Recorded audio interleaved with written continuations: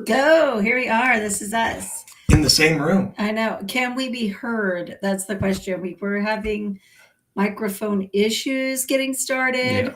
So if someone can comment saying we can be heard, that would be amazing. There's always technical difficulties. There's Bright Sun always. is here. And yeah. Sir Ted Reed Walker.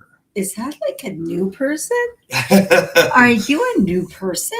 Well, welcome to both of you and all of you watching, and Happy New Year. We're going to take a look at the top 10 developments in cases in 2024. So not all of these things happened, but they may have updates or sentencing, what have you. Who's saying that? Mac the Knife. Hello, Mac the Knife. So hey, I'm heard. Okay, we're heard. All right. So entertain the folks, Tiffie. I hate it when you do that shit. I know. I don't have my tap shoes on. I'm not prepared. Marie, Happy New Year. Is it New Year yet? I mean, it definitely isn't on our end. It is in places. Yeah, that's true. In some places. Well, it was New Year in Dubai at noon today. Well, there you go. Oh, anyone from Dubai? Probably just getting up. Yeah. Yeah. All right. We are such dorks. I only know that because Madeline's little 9-year-old New Year's party was at noon because they tried to honor it at some place where it was midnight without them being up till midnight. Oh, I see. Yeah. Yeah. So that's the only reason I know that. I don't study these things. All right. Oh, it's great to see you too. Great to see all of you here, and we've missed doing the lives, but let's get right into it, because speaking of Australia, there's a case. Dubai is not in Australia. Yes. Thank you. Okay. Thank you for that. Okay. This just in. But in 1977, there was a murder. That's when I was born. Yeah, there was a murder on Easy Street. Actual name of the street. So we'll play a bit of an introduction. You were just a baby when this happened, but the update is that because DNA, they've found the guy they think that did it. Okay, of course, yeah. So here's the Easy Street murders.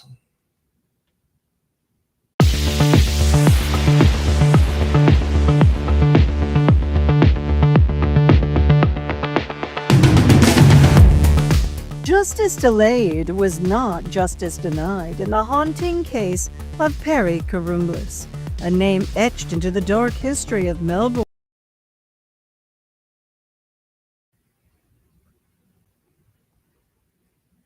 What did you do? Why are you touching things? And we're back.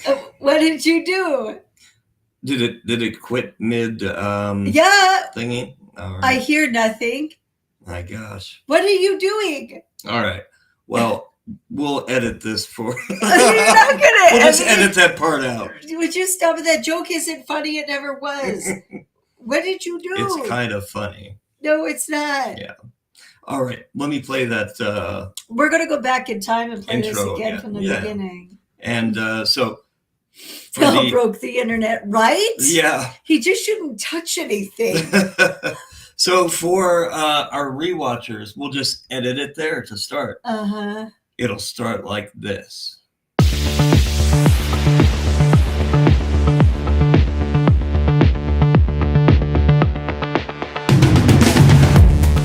Justice delayed was not justice denied in the haunting case of Perry Karumblis, a name etched into the dark history of Melbourne's infamous Easy Street murders.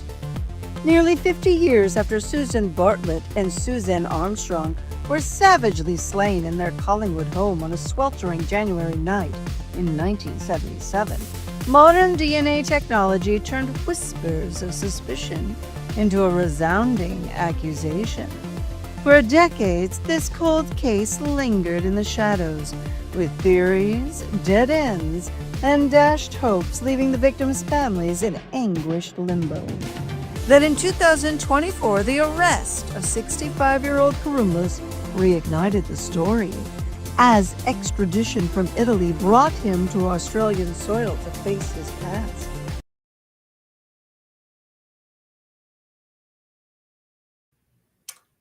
All right. Is that choppy thing on you, or is that just the way this is going today? It's just our lives today. Oh, nice. Yeah. Nice and smooth. Gosh. I am so old. I know. I got this boomer running the computer over here. That's not a very nice slur. Sorry. All right. So the Easy Street murders in 1977, the bodies of Suzanne Armstrong, who was 28, and Susan Bartlett were discovered in their home at 147 Easy Street. And despite extensive efforts, including a list of 130 people of interest and the collection of a semen sample from the scene, the case went cold. No DNA back then. They could blood type it. But I was going to ask, like in 1977, other than make babies, what did you do with semen? Wipe it on your sheets and just call it a day? Like, yeah. What did they do with it? I mean, that's one thing you can do with semen, that's for sure. Yeah, so I do have a news report, though, that we will probably watch. I think it'll work. Okay. We'll pause it and interrupt it and bother people. It will work. Yeah. Fingers crossed. So, on a January night in 1977, Easy Street in Collingwood was on edge. A week earlier, a crime almost beyond comprehension had been committed. 2 women were found stabbed to death in their home, and police were on the hunt for the killer. Known as the Easy Street murders, they were so horrendous they stunned Melbourne. In a sliding doors moment, 17-year-old Perry Kurumbliss was stopped by police in a street near the crime scene. A knife in a scabbard was found in the boot of his car. It's about 9 days after Easy Street. He says, look, I was crossing an overpass over the local railway station. I saw the knife and I went and picked it up, and this is it.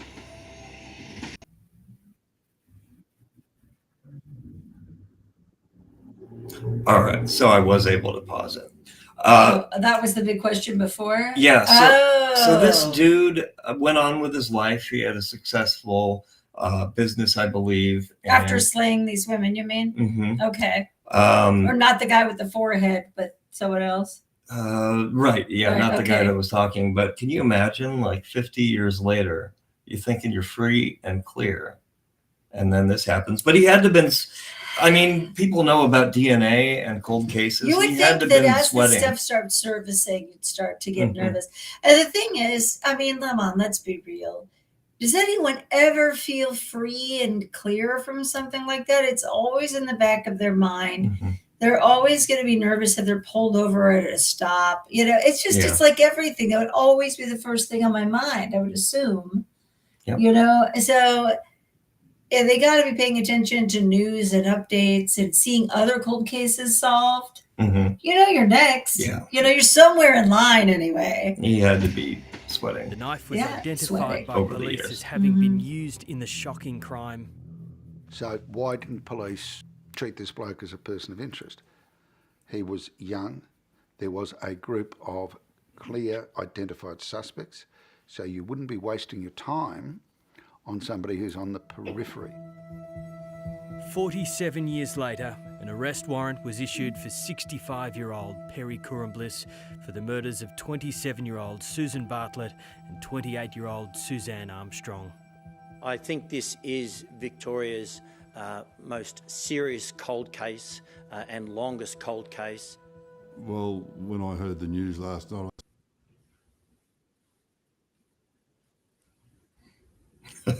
Mac the Knife, yeah, we're kind of... Oh, did you pause it on purpose? I did, Okay. Because we're kind of new to the lives here as well, as you could tell by the technical difficulties. Oh, right, yeah. But he was a suspect back in the day, at the time. And but they had nothing to connect him at the time, so they had to release him. I was dumbfounded.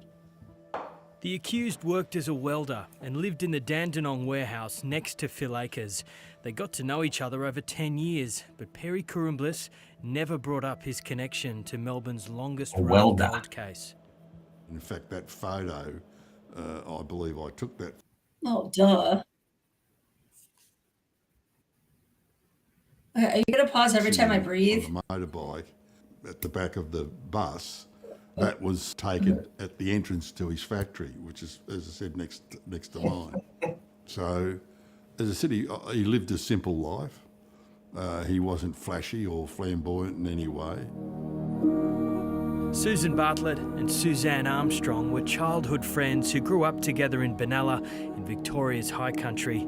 They were both working as teachers and living in Easy Street, Collingwood, with Susan Armstrong's baby boy. The women were killed on January 10, 1977, but it would be 3 days after when police arrived at the scene. What the? This is before I was born. Oh, yeah. Yeah. Okay. I wasn't born Just yet. before you were born. I wasn't born I was yet. a toddler at the time, but that's it's just amazing to me. I included this even though probably nobody has heard of it outside Australia, which I'm kind of regretting now, but but no, I think it's interesting. You don't want to wow all 7 of our viewers? Yeah, well, yeah, I just find it fascinating when they, when the cold cases are resurfaced. Yep. All right, here's number 2.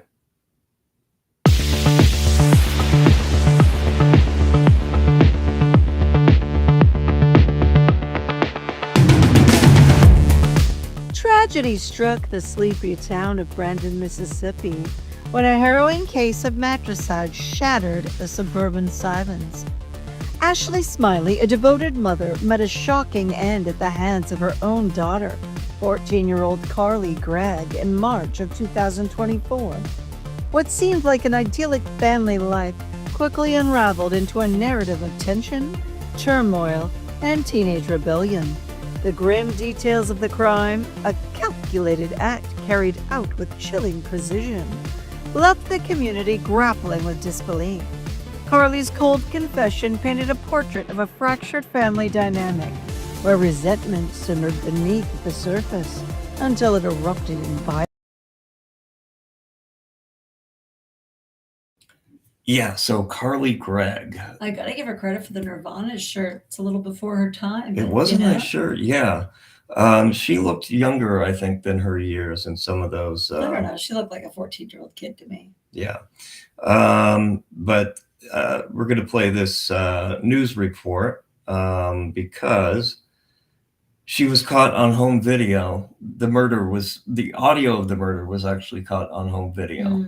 And we can see Carly just before it with a gun. All right, now to this disturbing murder out of Mississippi. 15-year-old Carly Gregg has been sentenced to life in prison without the possibility of parole for killing her mother and trying to kill her stepfather. We, the jury, find the defendant, Carly Madison Gregg, guilty of first-degree murder as charged in the indictment. Gregg sobbed in court as the verdict was read. She was charged as an adult after she had turned down a plea deal to serve 40 years in jail.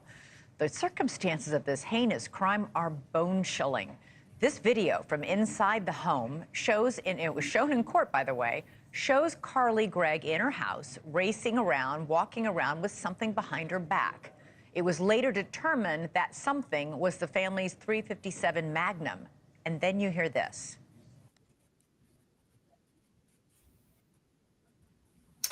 All right, so we'll pick it up there with we hear you with the audio of the murder. I just want to make the picture a little bigger for folks. Okay, all right. So we can just get rid of us. Like they don't need to see us. Yeah, that's a good idea. Yeah. So here is the audio of the murder itself. Oh my God.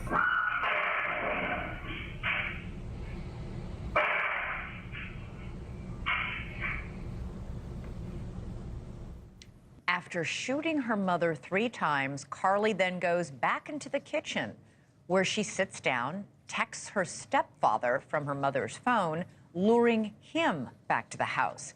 When he arrived, she tries to shoot him, but he's able to wrestle the gun away and call 911.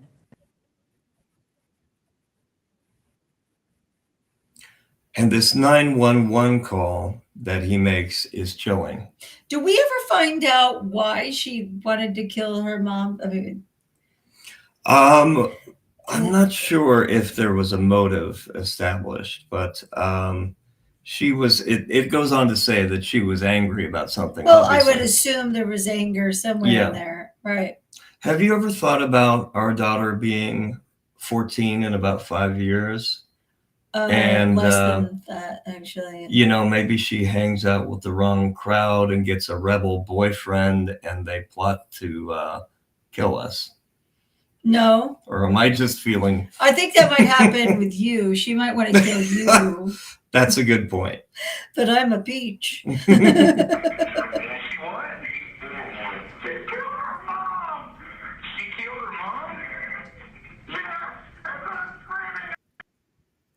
Who's that guy? That is the stepfather. Oh. I think. Or this might be the 911 operator on the stand. Okay. Okay.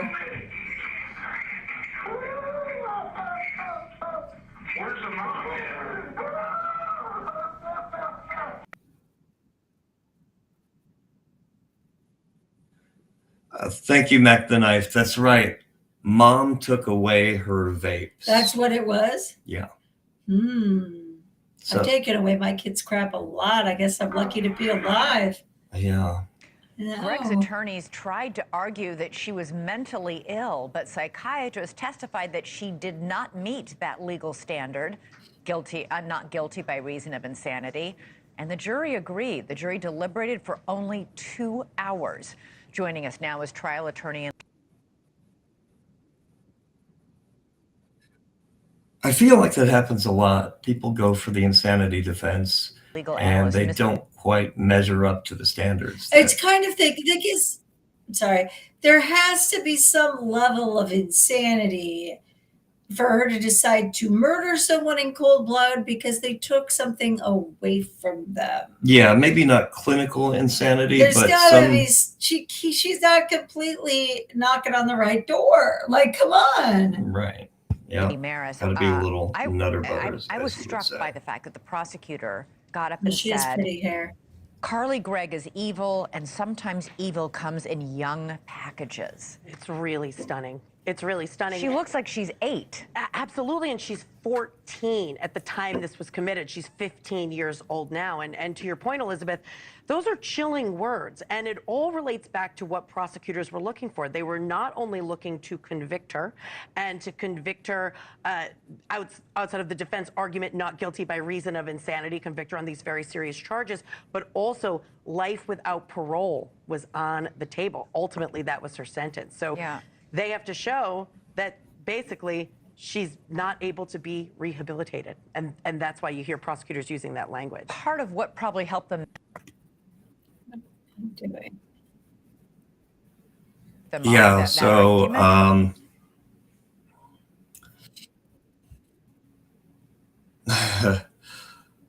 have a 15-year-old. I playfully pick on her, but I remind her if I love long enough, if I live long enough, you're going to have a say in what home you put me in. So there is an opportunity for revenge. Well said. You don't have to. And 14-year-olds don't think that way, though. Right? Yeah. They don't think one day when I'm 49, you're going to get it. You'll have your comeuppance. Yeah, they don't think that like that. It records her looking both ways, then sort of, stealthily walking with the gun hidden behind her back to her own bedroom where her mother is. They have just had a fight because the mother's confronted Carly because she's found vape pens and marijuana in her room. It's hard to believe that a fight over something as small as that could lead to violence like this. Absolutely. Well, we've seen this kind of thing happen over taking video games away. There was one boy who did it for that reason. That's right. Yeah, I remember that. That was a while ago. Yeah, so And so tragic. And to your point, Elizabeth, that's exactly what the case is about. So defense not guilty by reason of insanity. What does that mean? That means she doesn't know the difference between right and wrong. That's the definition. Mental illness alone is not enough. So anytime you have somebody who's acting very intentionally, and we have this video that we see, so go. I'm trying to hide all of this stuff. Pretty dark, MIT. I'm Pretty dark. kidding. I love She it. tried to like with time in between. With time in between. It's not like boom, boom, boom. And then trying to lure the stepfather back. There's also, she was convicted of tampering with evidence. She tried to destroy that video. She invites a friend over, says, have you ever seen a dead body before? I mean. Wow. See, yeah, that's what I'm saying. Why are we saying that she's sane? That she's Right. crazy. Tiffany, you ever seen a dead body before? Yes. Okay. All right. Yeah. But I'm not standing in line to see another one. That is a very special kind of person. That's what I'm saying. That's odd. Yeah. All of those actions show that she knew the difference. And that's where you see a conviction and the defense unsuccessfully raising insanity. Okay, the defense attorneys argue that Carly was having a mental health crisis at the time. They say she was depressed, that she was hearing voices, that she was cutting herself, that she had an eating disorder. The stepfather, who she tried to shoot and kill, and you can hear him on that 911 call, absolutely distraught, he actually took the stand for the prosecution and mouthed, "I love you," to Carly in court.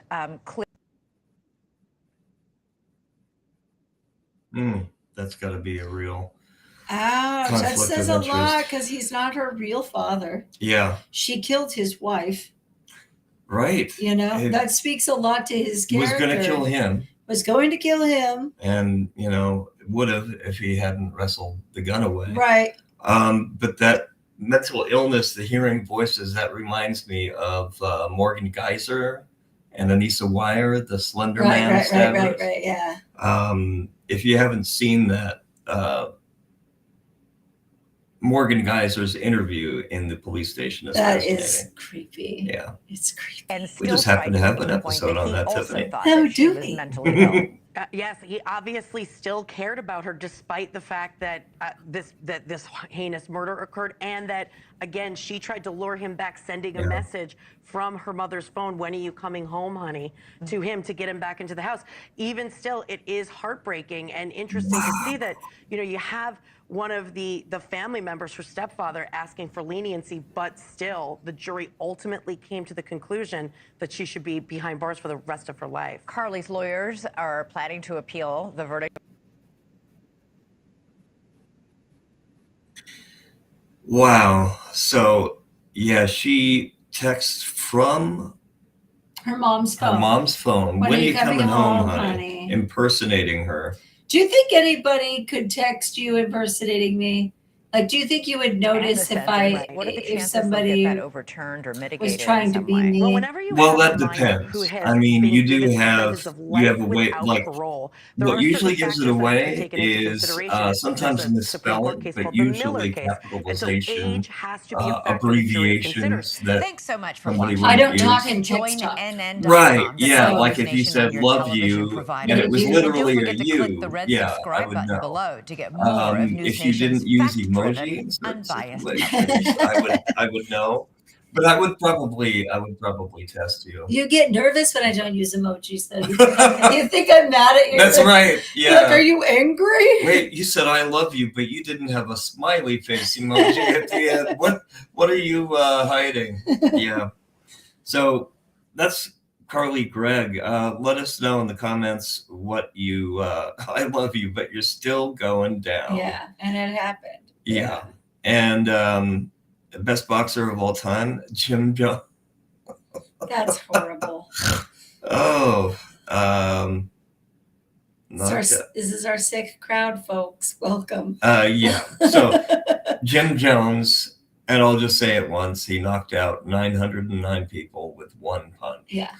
But yeah, so I'm I'm a little disturbed by this case, the teenagers that kill. Would you get like this with all of them, though? I do. I really do. Yeah. Yeah. Okay, so we'll move on to the next one. Let us know in the comments what you think about it, and let us know what you're doing for New Year's Eve. This. They're doing this. But after, I don't think we're going till midnight. No, It no, I depends don't on what think place it'll take you're in, that but long. Yeah. Here is number 3.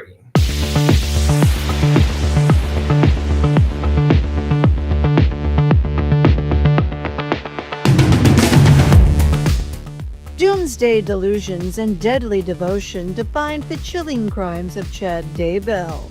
The self-proclaimed prophet and his partner in peril, Lori Vallow, wove apocalyptic prophecies into a web of murder and manipulation. Their victims? 2 innocent children and Daybell's former wife, casualties in a plot cloaked in cultish chaos. By 2024, Daybell's trial became a courtroom crucible, exposing his unholy union of faith and fear. As the gavel fell, the nation was left grappling with the grim aftermath of a love story steeped in lies and lethal intent. Lethal intent. All right, yeah. So we just happen to have an episode about this as well. But Chad Daybell, he looks a little bit like a frog. I think I've been tough on him for that, but we do have very funny, Mac the Knife. What did Mac the Knife say? Our video says that we need to return our T-shirts because the screen printing is backwards. Oh, right, yeah. Oh, we got ripped off with these T-shirts. I know. Backwards. So yeah, Chad Daybell. We happen to have an episode on him as well, but here's a little bit about a bombshell the case, recording revealed in the Chad Daybell murder trial today in court. New evidence against the Idaho man accused of killing 2 Arizona children and his first wife. The child's mother, Lori Vallow, Chad Daybell's second wife, was found guilty in the case after her trial last year. Justin Lum breaking down the new evidence. John, Christina. Hi. A bizarre. Yeah, so Lori Vallow, she's a whole separate piece of work. These were the 2. She is 50 Shades of Special. Yeah, and if you haven't seen her in court, it's pretty amazing. You should look that up. But Chad Daybell, of course, wrote the book that sucked Lori into this zombie apocalypse, like a Latter-day Saint cult. Yeah. Nothing to do with mainstream Mormons at all. No, they made up their own basically following Chad Daybell. Right. Yeah. And so he ends up killing or helping to kill her children. Mm-hmm. They were zombies. They were what? Zombies. Oh. Yeah. I thought you were saying it matter of fact. Matter of fact, yeah. And they were zombies. And yeah. As they do. Yeah, you know. Yeah. And they got their brother or that's right. brother to do the dirty work and be the hitman. Yeah. But yeah, and then he died. And then he died conveniently. Uh-huh. Yeah. He didn't exactly kill with his stand-up comedy. Remember we watched his comedy routine? Yeah, I don't like watching stand-up comedy anyway. It's like if it's really, really good, then I get like relieved. But I get anxious about watching stand-up comedy that I'm not like familiar with. Yeah, you get a little always like you get a little uncomfortable. If they do if they're poorly, awkward.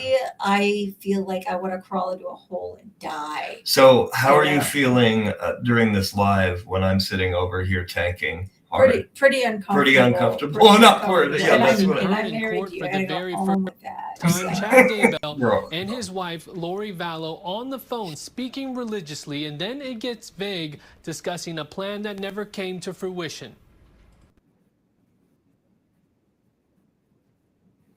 Yeah. Okay. So we're about to hear a phone call. I'm a sucker for jail phone calls, but they speak in code. And I don't know. the way these folks talk is just really creepy, and he's really unassuming. Yeah, and he sounds. She's really positive and like a. June 8th, like 2020, the day everything's before peachy authorities keen. Here we go. discovered the remains of 7-year-old J.J. Vallow and 16-year-old Tylee Ryan. On the phone from jail, the children's mother, Lori Vallow, then accused of child abandonment. For the second coming, the Lord had ordained for us to begin the millennial day within Zion and her cities while war and chaos reigned everywhere else.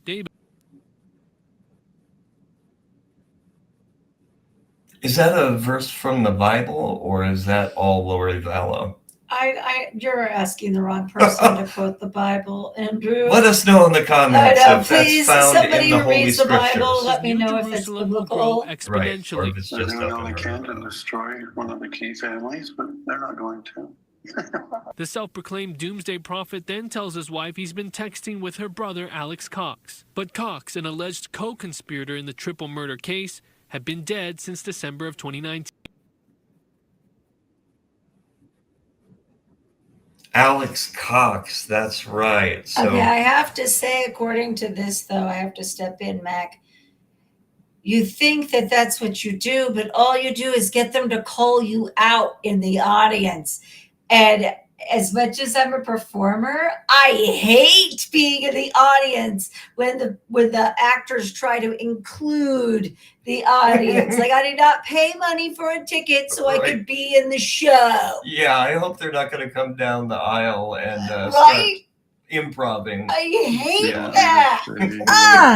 Vallow starts discussing a blueprint or project, asking her husband about, quote, filling it with sand. It's unclear if the couple is talking in code. But there's other things on the project where when I'm going back over it, right, that I could have easily done or been inspired to do to avoid a lot of the issues that are going to come up with that. Vallow says she needs the project finished and for Daybell to tell her things will work out. It's a marvelous plan. Why is she smiling so much? She came into court. She looks like she's like getting on a ride at Disneyland. Because, Tiffie Lou, all this shit is temporary.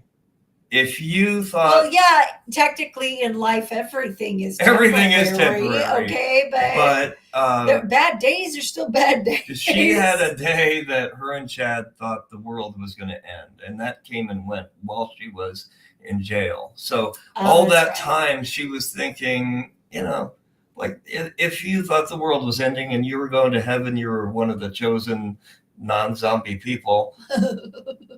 Phew. Yeah, I mean, I'd be having a good time as well. Right. Especially if I was convinced that I did the right thing. Like, these people are not making this shit up. They believe it wholeheartedly. It's not just an alibi or wacky excuse for killing people. Yeah. I mean, they're really into this. No, I understand that. How do I know? It's been shown to me, honey. You just are spectacular, and the Lord is going to use those talents. You're on earth at this time for that purpose. Daybell's You just are Attorney John Pryor spectacular, questioned the Tiffie Lou. detective who listened to this call, noting that JJ, Tylee, and Tammy Daybell had died before this phone call. So there wasn't, from your knowledge of this, some nefarious plan to kill or murder anybody, was it? It was in furtherance of the plan through our investigation to lead the 144,000 or whatever it was.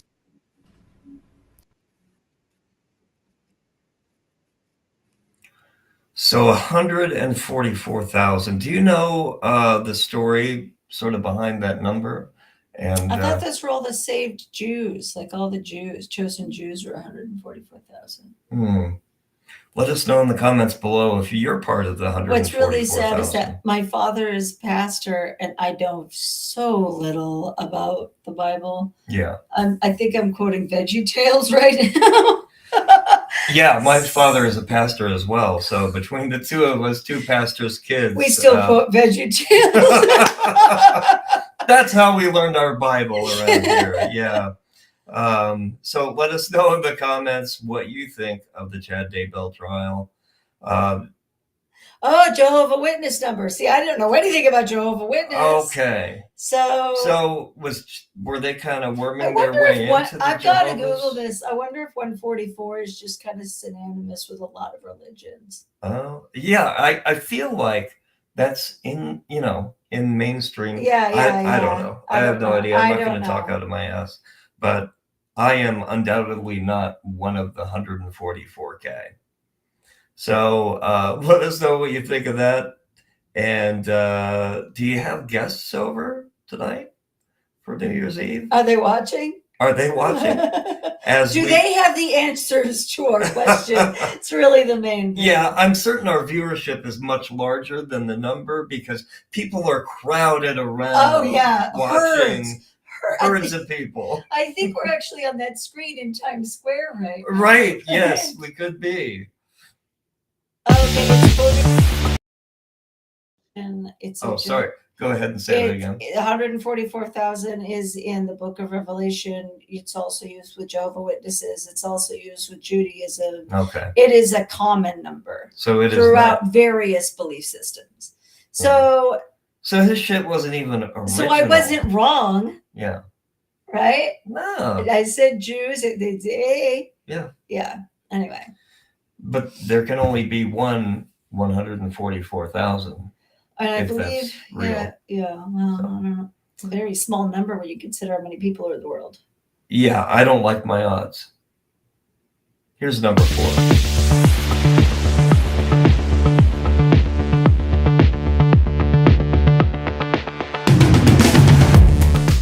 Beverly Hills opulence met brutal betrayal when Eric and Lyle Menendez made headlines for the shotgun slayings of their wealthy parents in 1989.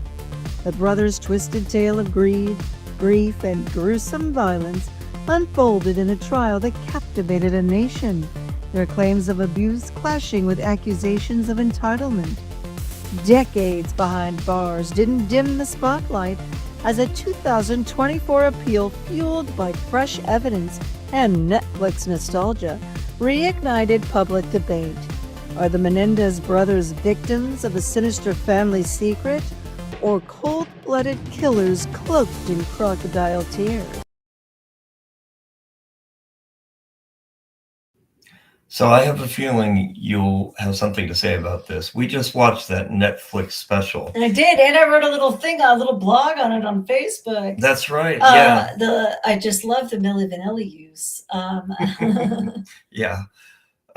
Yeah, I remember when this happened. Yeah, I remember. I was very young. I was just but a child. Mm-hmm.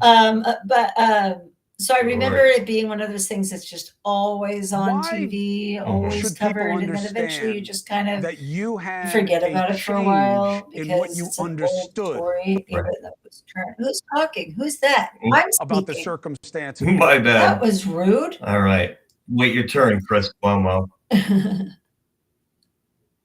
All right. But I don't know. Don't knock their rugs, Mac, because that was in the late 80s. That was literally the very best you could have. Mm-hmm. Now they've improved upon them. But in the 80s, it's like a dead squirrel. That was amazing. Yeah. And he paid thousands of dollars for his hair.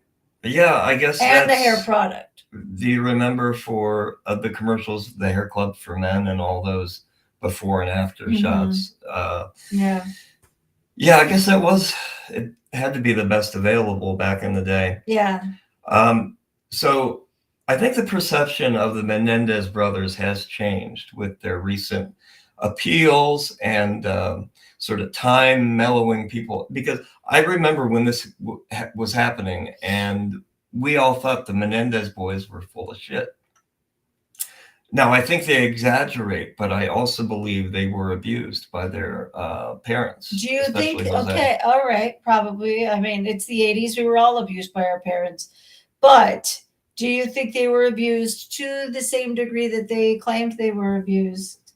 I mean, they went into such graphic sexual detail. Yeah. Yeah, and I believe a lot of that stuff happened. Let us know in the comments if you've seen the Netflix special or if you have an opinion on whether or not they were abused by Jose and Kitty Menendez. but I think public opinion has changed. When I was putting this together, there's a Saturday Night Live skit where John Malkovich plays one of the Menendez brothers. And I always thought it was funny. However, about 99% of the comments in the comments section are like, this is in bad taste. How dare they? How dare they make fun of people that have gone through, you know? So I found that interesting because back in the day, they felt comfortable enough to lampoon their, mainly their crying on the stand, Okay, which we all thought was fake okay. at the time. Okay, now this is my argument on our side. Okay, like just listening to you say that. You and I both have come down hard regarding Sarah Boon for talking down about George when he is not alive to defend himself. Mm-hmm. That is all that happened with Menendez, though. Whether they did it or they didn't, his parents couldn't defend anything that they're claiming that they did. That's interesting. So it's like, how is that different? Yeah. You know? So And do they deserve to die? They could, if it was an issue, they could have pressed charges against their parents. They could have still gotten a lot of their money had they done that. Oh, for sure. But no, it suddenly didn't become something they wanted to talk about until after they were, until people noticed that they killed their parents. Not even before then. Yeah. So just say. Yeah. So the skit, like I said, is not well received in 2024. But do you know who I think would enjoy that skit, Tiffie Lou? Your butt. Yeah, you're about to put up the comment. I think this person would actually enjoy that Saturday Night Live skit. No, not. I didn't click on that one. I wanted this one. We'll put that up, but I was, okay, MIT, they did buy, but that's retail therapy. Mm-hmm. And I know I have benefited from retail therapy. When I've been down, I have gotten my nails done. It's really no different than buying a couple Ferraris. I mean, depending on your bank account, of course. Yeah. Sometimes my bank account won't allow me to get my nails done, and I still do it. Right. Anyway, whatever. Okay, yeah, that did look suspicious. They're spending. Yeah. And I'm not remotely saying that they aren't guilty. I'm not saying.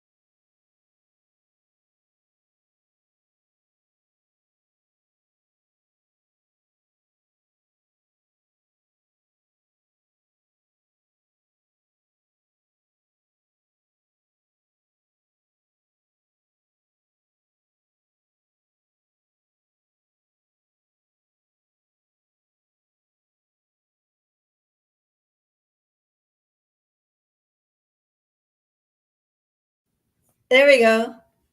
There we go. Yeah, I said all these really insightful things. I'm not going to repeat them though. Just trust me, I'm brilliant. Okay. Yeah. Yeah. Let us know. Can you hear us now? Can't hear you guys anymore. Mary Boots, but can you hear us now? Yeah, sometimes the comments are a little delayed. Yeah, if So- not, I think this will do it.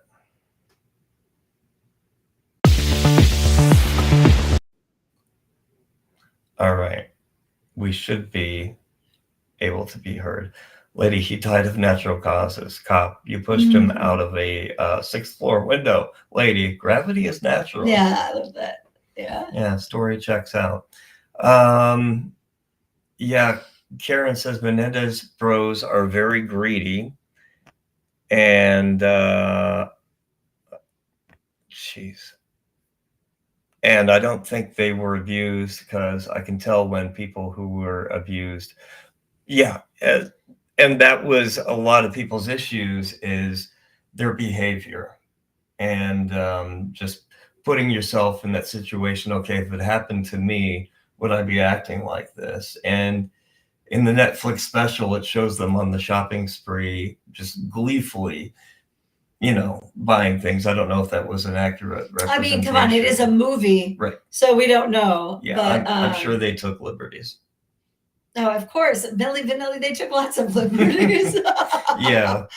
Yeah. But Yay, we're here. We're heard again. yeah, hey. Yeah. Thank you. We love you guys. Death Yeah. So this is an interesting interview. This is the family of Jose and Kitty Menendez. And I think it's interesting what they have to say years later versus what they were saying at Back the time. in the day. Yeah. Okay. So let's take a listen to a little bit of that. Are you talking to me? Yeah. Yes, ma'am. Yeah. Well, Oh, it's like our show. Yeah. I don't know that there was a change, but over the years, we really did know that there was abuse at gut level. But as time goes on and we all talk to each other more and more, and it validates the fears and the gut level reactions that we had.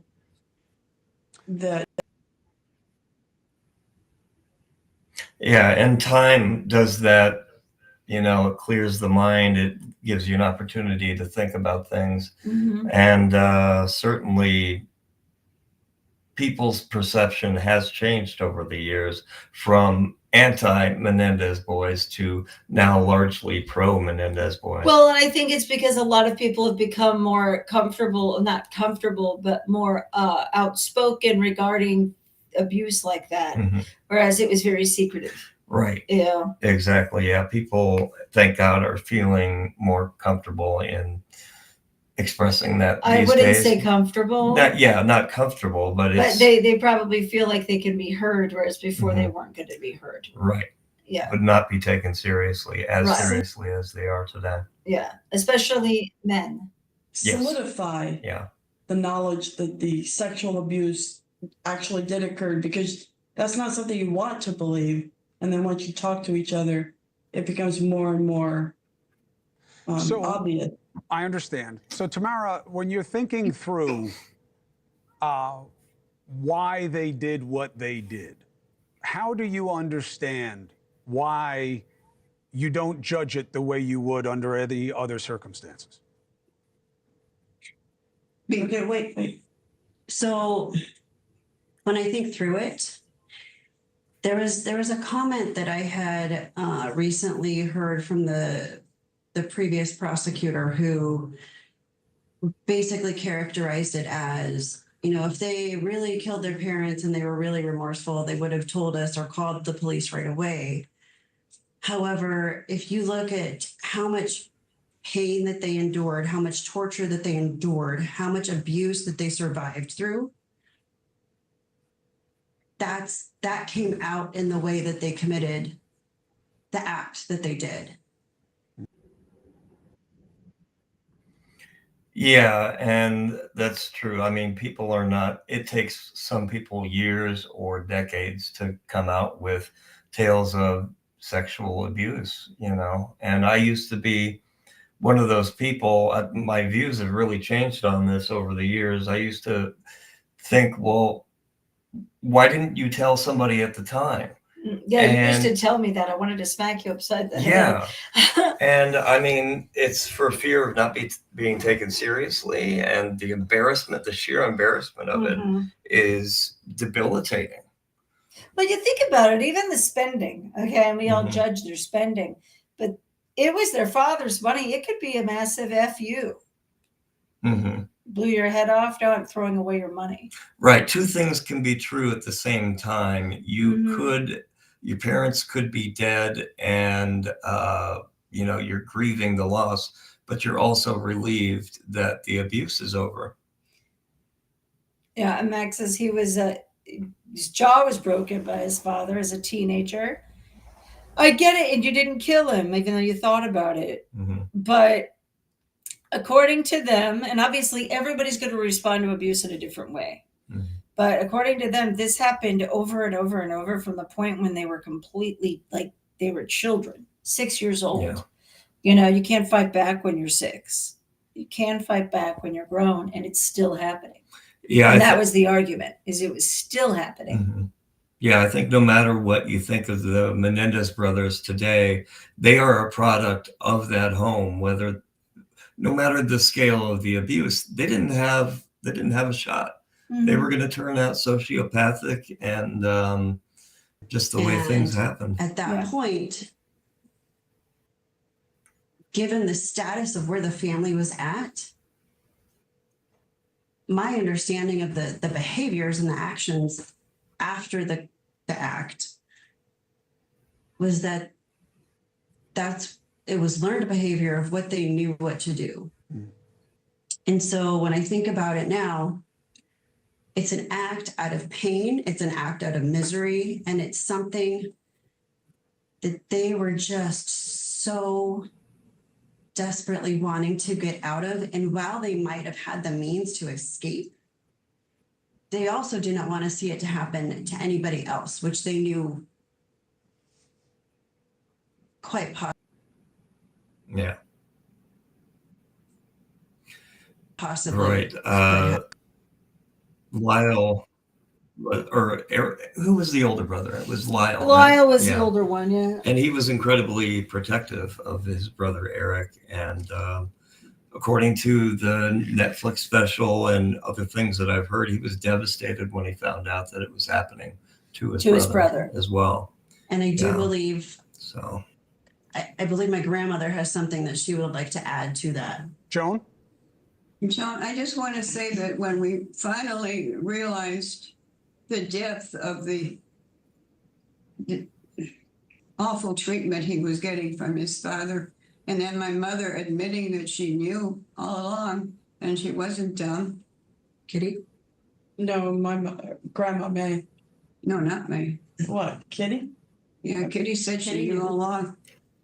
It's just... It's beyond anything we can even describe right now, because it's so painful. And to think Eric says now it started when he was 6 years old, and he was 18 before he got out of it. But that's a long time. And the judge wants to know why the second trial didn't.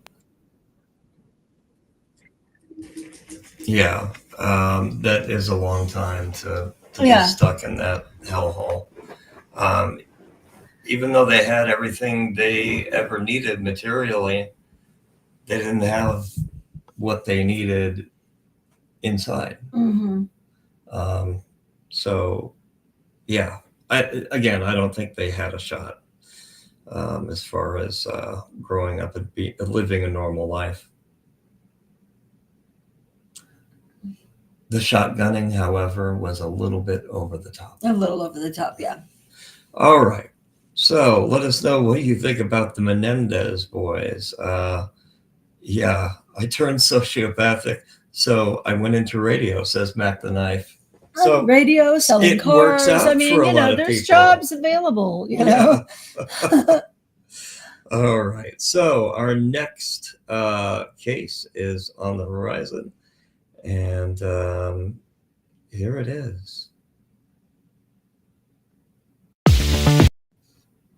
Jeez Louise. All right, let's try it again. Yeah. And the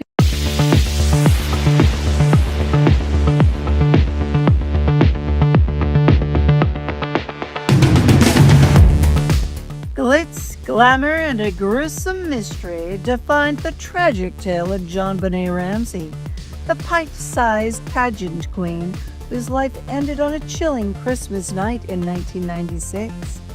Found strangled and bludgeoned in her Boulder, Colorado home, the 6-year-old's murder became a media maelstrom of theories, from family foul play to an unknown intruder lurking in the shadows. A ransom note as cryptic as the case itself only deepened the dark intrigue. Nearly 3 decades later, in 2024, whispers of breakthrough DNA testing reignited hope for resolution.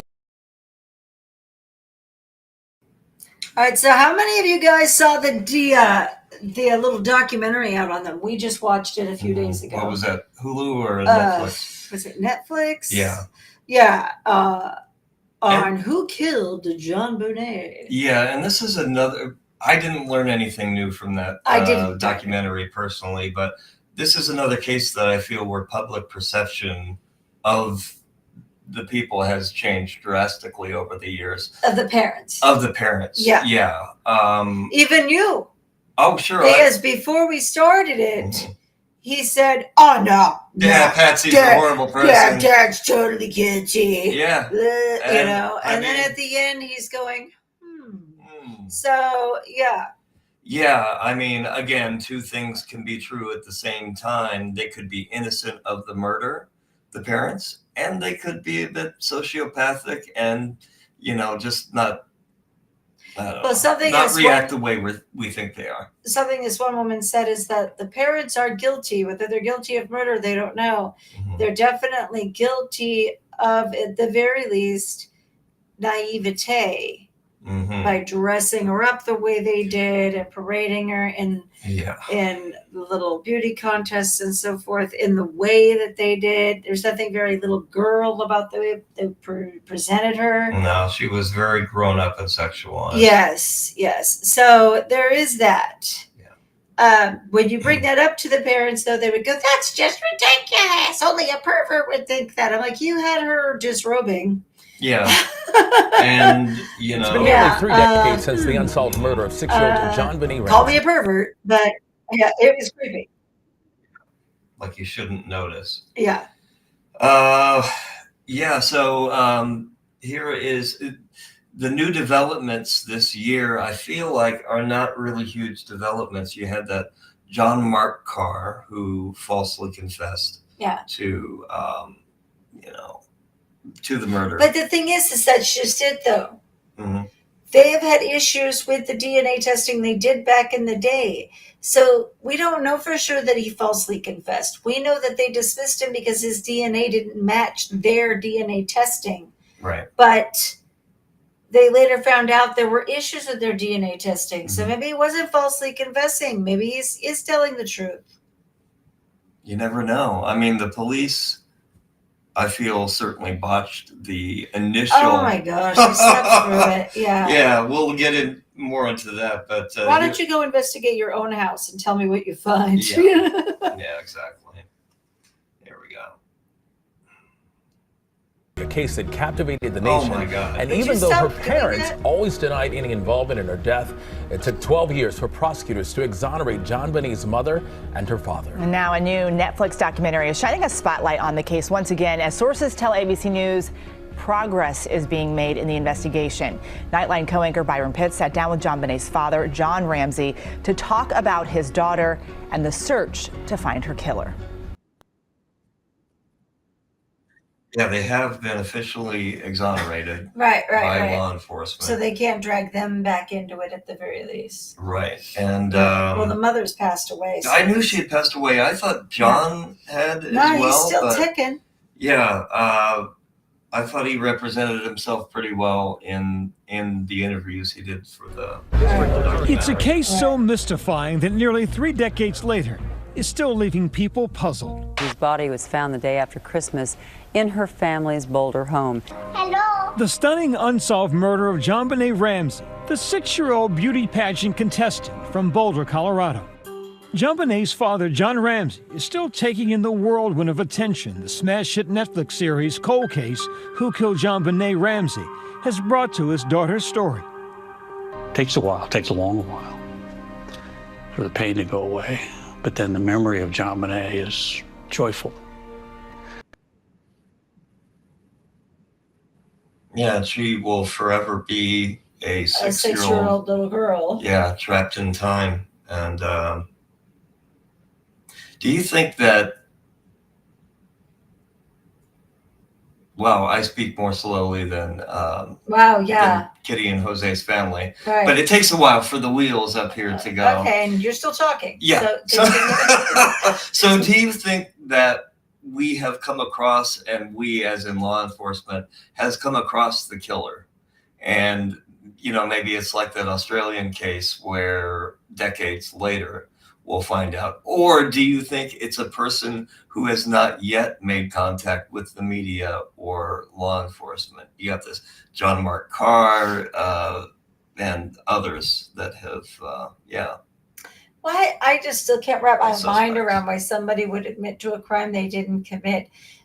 You say it's for their own weird, distorted glory, but it was his fantasy. He was imagining himself doing it. But in the process of doing that, you risk shutting down the investigation entirely and leaving a killer loose. Yeah. Oh, yeah. But I mean, if you're fantasizing to that point, you're not really going to care about the person that you may, it may be getting away with. Yeah, it. no. I don't know. Honestly, I didn't follow. Oh, I'm okay. You're done talking to me, apparently. I didn't follow the case when it first came out. I remember it being everywhere. Her little picture on every tabloid and people talking about it at the grocery store and all of that. And I guess because it was everywhere, I didn't want to hear any more about it. You know what I mean? It was kind of like an overkill story. Yeah. But that's why I was glad to see the documentary. It kind of opened my eyes to some stuff I didn't really follow when it first happened. Yeah. But and this, like the Menendez brothers, this is another case that was lampooned on late night TV, portraying mainly the Ramseys as psychopaths. Yeah.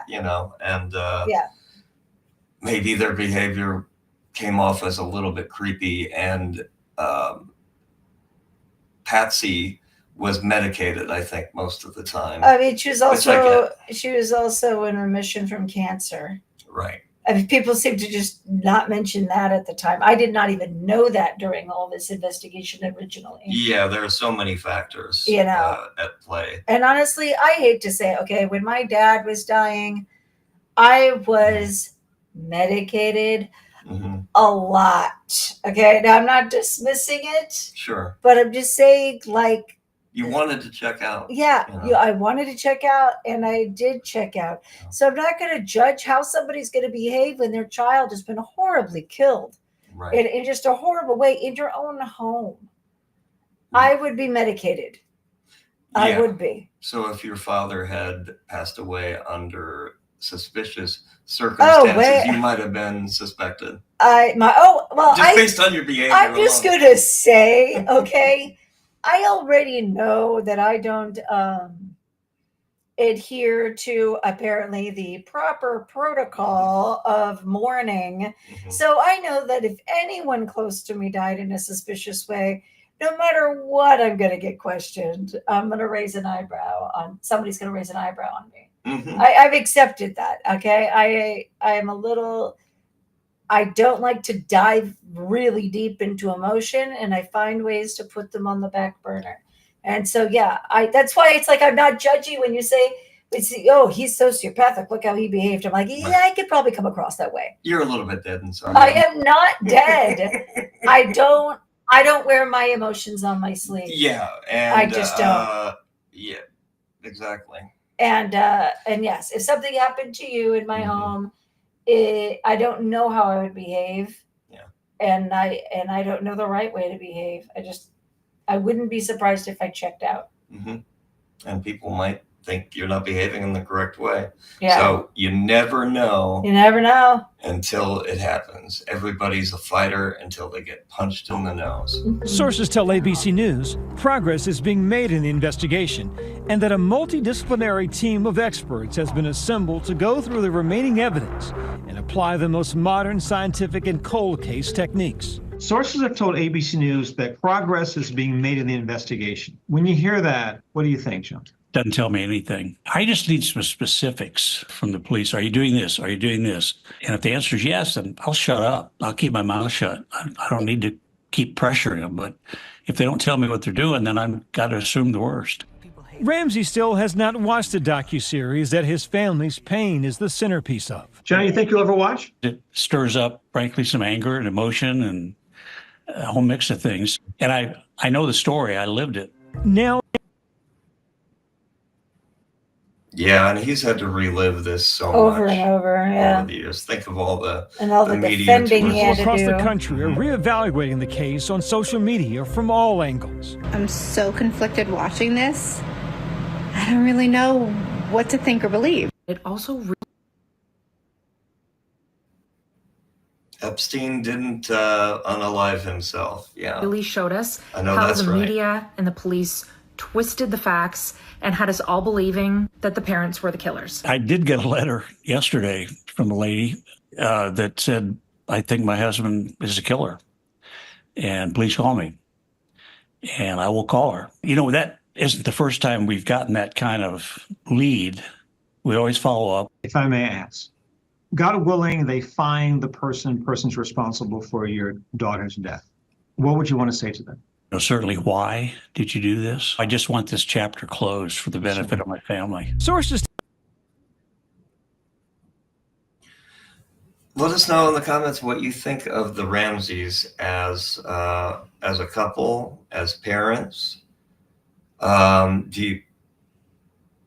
mean, it was a different time back then, but even at the time, it felt just the dressing her up as an adult and parading her around the stage. It just felt icky. Okay, the thing is, though, Andrew, that still happens today. Right. I mean, look at that Honey Boo Boo crap.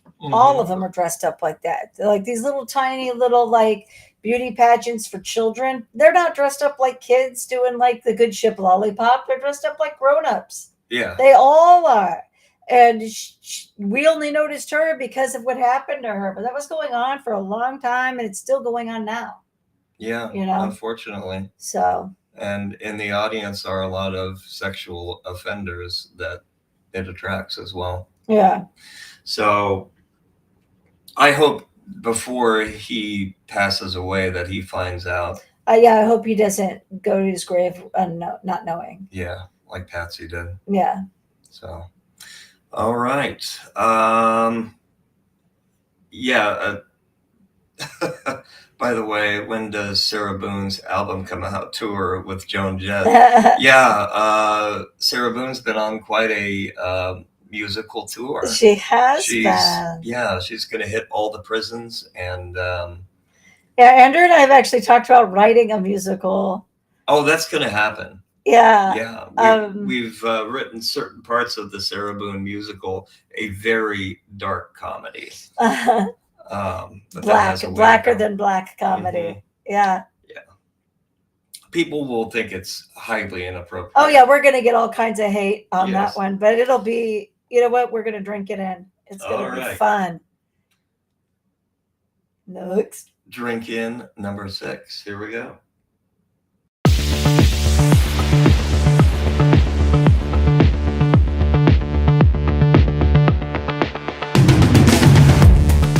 Hannah Kobayashi's jet-setting journey turned into a labyrinth of lingering questions. In November of 2024, the 30-year-old Hawaiian photographer vanished en route from Maui to New York, her trail going cold at LAX. Surveillance footage soon surfaced, showing Kobayashi slipping across the border into Mexico, sparking whispers of a voluntary disappearance. The plot thickened with her father's tragic suicide near the airport, an event that cast a shadow of sorrow over the search. Adding to the intrigue were allegations of a green card gambit, though her family dismissed the claims as unfounded. Yeah, so this is all kinds of confusing, this case, Hannah Kobayashi. By the way, that narrator in that video there sounds pretty sexy. Oh, stop. Okay, my issue with the Hannah thing is that I kind of hate her. Does that make it like... Well, yeah, we found out now she voluntarily disappeared. And I don't judge that. Yeah. I want to run away sometimes. But her poor father came from Hawaii. She's missing 2 weeks. He comes out to Los Angeles to look for her, hand out flyers, and just, must have been roaming the streets. And out of sheer heartbreak, and I can't. Oh, we're getting emotional now. Like, it gets to me because I don't know how I would react if our daughter was missing, and out of sheer heartbreak, he jumped off the roof of a parking structure. Well, and that's the thing is that there's while they're looking for her, there are people in the streets, there's signs everywhere. Why do you keep going back to JonBenét? Yeah. All this crap is going on. How did she not notice It was everywhere. that Yeah, she was being searched for? Yeah. At some point, you just shoot him a text saying, you know what, I'm taking some me time. I'm fine. Right. What the hell? It's so suspicious. And the text that the family got initially from her phone, speaking of not sounding like yourself, Right.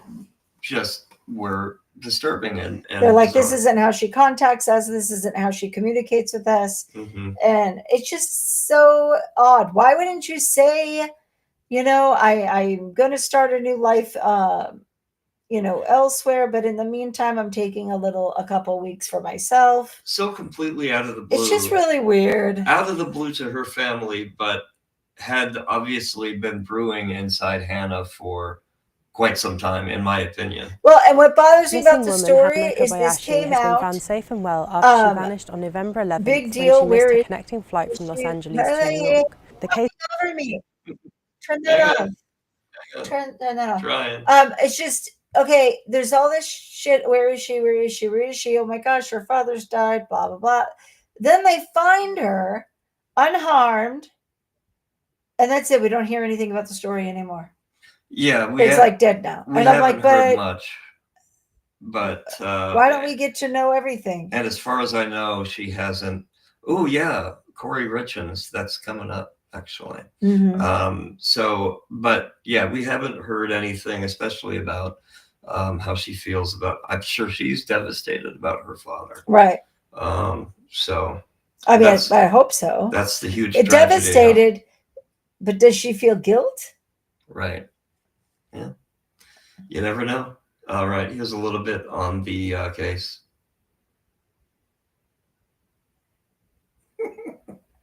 Oh my God. Let's push this button 14 more times. Play. Yeah. If The little triangle means play.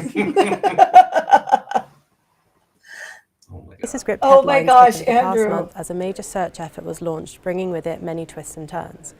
It began days before the 30-year-old was reported missing on November the 11th after missing really her connecting close. flight in Los Angeles to take her to New York.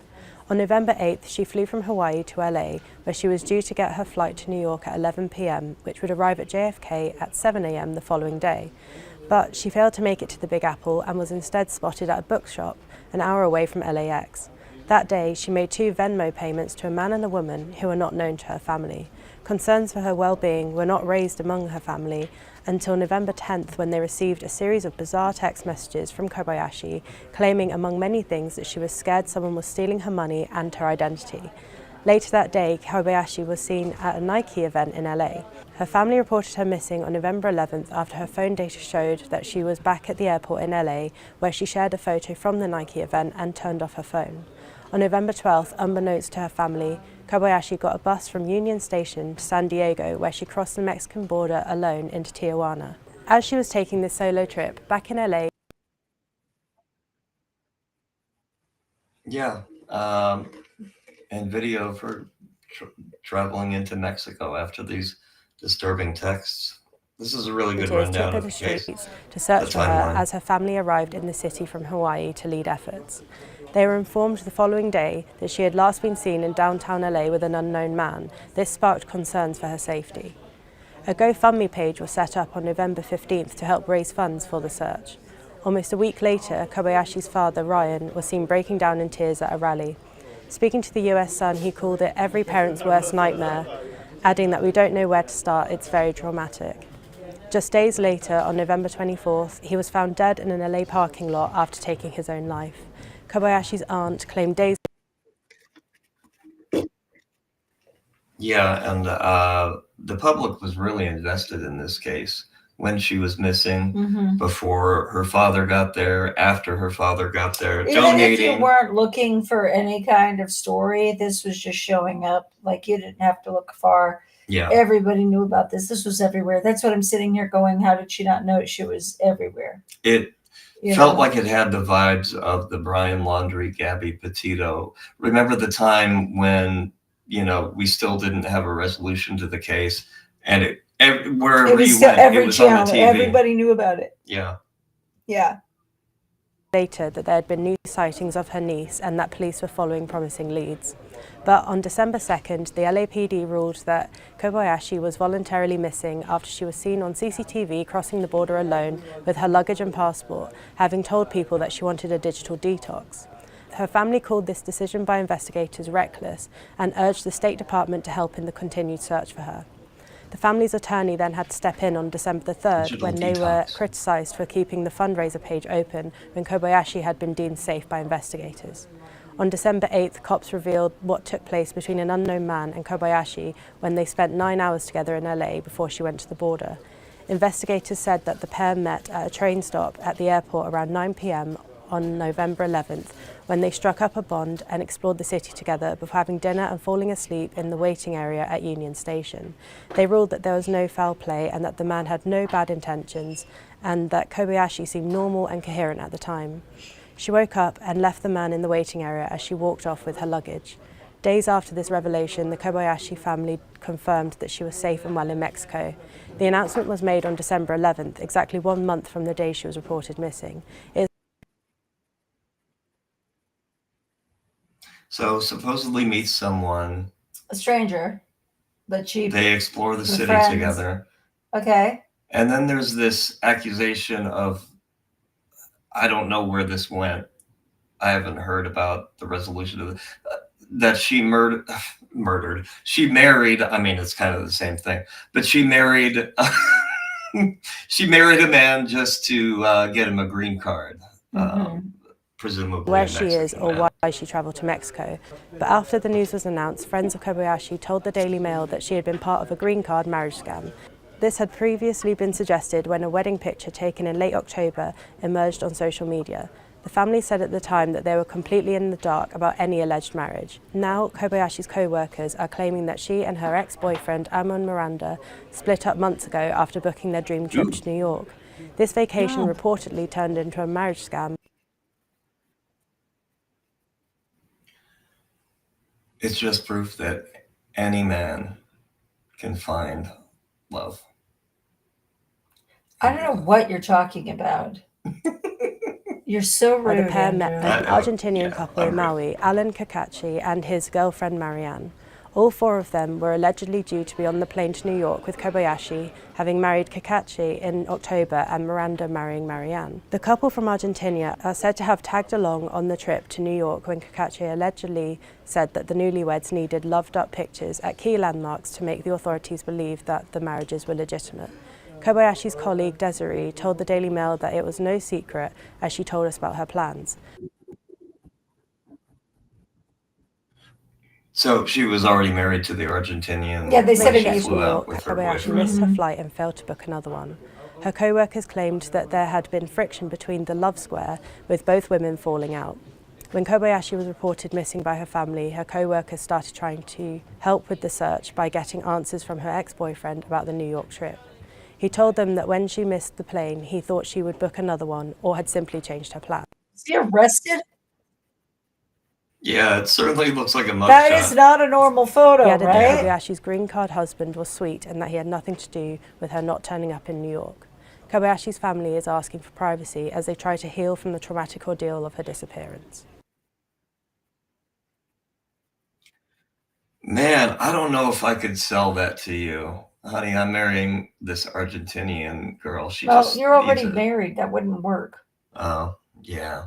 Damn. You'd have to divorce me. Right. Yeah. And if you can pay for that, it's going to be expensive. Yeah, we could always get remarried. No, divorcing me is expensive, I and know, there is that's no right. remarriage. Yeah. So if it's on your plate, you let me know. Hey, thanks to everybody for sticking around. What are you doing on New Year's Eve? We haven't had any replies. Nobody's told us what they're doing today. Let us know in the comments. What are you doing here? I first have of a all? feeling we are their hot date. Okay, that's the impression I'm getting, and I am so sorry if that's true. I mean, I can't talk. I'm really doing nothing special for New Year's Eve. Now he's doing all of you. Yeah, well, Yeah. and with that, here's number 7. That's a great lead-in.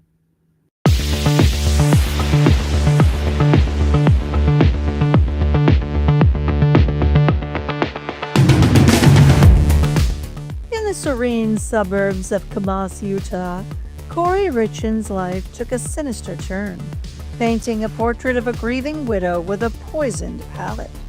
In March 2022, her husband, Eric Richens, was found dead, a Moscow mule laced with a lethal dose of fentanyl by his side. Cory, a mother of 3, penned a children's book on grief, presenting herself as a pillar of resilience. However, in 2023, authorities arrested her, alleging she orchestrated her husband's demise for financial gain, citing clandestine communications and a clandestine affair.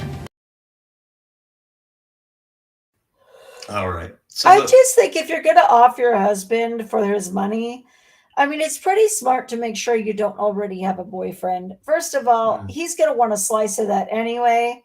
Second And of cops all, are gonna it makes you look guilty. Yeah, and cops are going to find out about it. You can keep that on hold until the deed is completely done. Yeah, you're not going to be able to keep that secret.